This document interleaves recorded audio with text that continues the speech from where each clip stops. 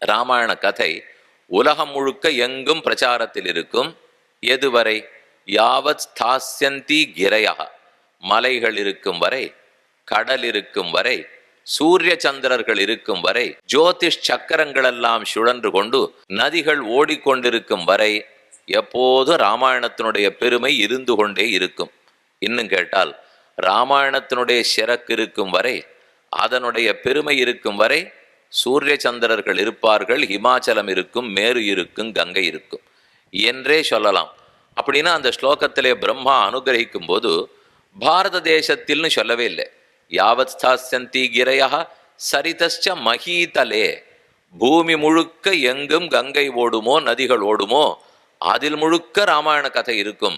லோகேஷு பிரச்சரிஷ்யதி, உலகம் முழுக்க அதன் பிரச்சாரம் இருக்கும்னு சாதித்திருக்கிறார். அதனாலே ஒரு இடத்துக்கு மட்டுமோ ஒரு மாநிலத்துக்கோ ஒரு தேசத்துக்கோ மட்டுமல்ல, மொத்த மனித குலத்துக்காக, ஏன் தேவர்களுடைய குலத்துக்காக எத்தனை மிருகங்கள் பசுக்கள் பறவைகள் இனம் இருக்குமோ, குரங்கு ஜாதிக்கு ராமாயணத்தினால எத்தனை வைபவம்.